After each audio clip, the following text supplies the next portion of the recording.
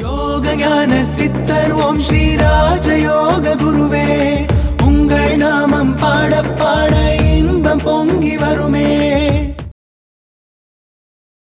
இறை சிந்தனையோடு வாழ வேண்டும் என்று சொல்கிறேன். இப்போ ஆலயத்துக்கு போகிறீங்க, பிரார்த்தனை செய்கிறீங்க, ஜபம் பண்ணுறீங்க, ஏதாவது வழி கட்டி செஞ்சு ஆகணும். அதில் ஒரு பகுதி தான் தியானம். இந்த தியானம் செய்யும் பொழுது மனதை ஒரு நிலைப்படுத்துவதற்கு ரொம்ப ஒரு வெகுவாக இருக்கும், சுலபமாக இருக்கும். அப்படி செய்யும்போது யோக சக்தியும் மிக மிக அற்புதமாக அங்கே யோக சக்தியும் நல்ல அற்புதமான நிலையில் இயங்கும். நம்ம மனதை ஒரு நிலைப்படுத்தினாலே அதுக்கான ஒரு நிலைகள் உருவாகும். இது என்னன்னு கேட்டிங்கன்னா, யோக சக்தி என்பது வேறு ஒன்றும் இல்லை.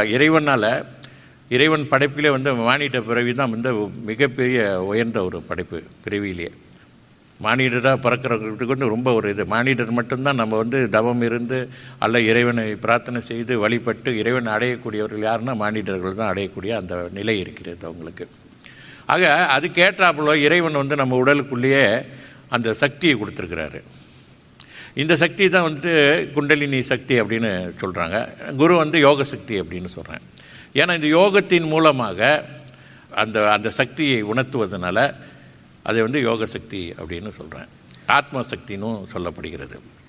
ஆக இந்த சக்தி ஒரு குருவை சார்ந்து இருக்குது.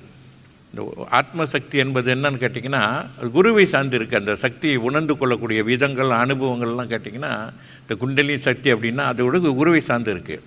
ஒரு குரு அவர் எந்த மாதிரி நிலை பெற்றிருக்கிறாரு அப்படின்றது ரொம்ப ரொம்ப முக்கியம். ஒரு குருக்கிட்ட அந்த சக்திகள் இருக்கா, அல்ல இறை அருள் பெற்றிருக்காரா, இறை அணுக்கரகம் பெற்றிருக்காரா, அல்ல உலக வாழ்க்கையில் அவர் மிகப்பெரிய வெற்றி அடைஞ்சிருக்காரா அப்படின்றெல்லாம் வைத்து தான் அதை பெறக்கூடியவர்களுக்கும் அந்த நிலைகள்லாம் உருவாகுது.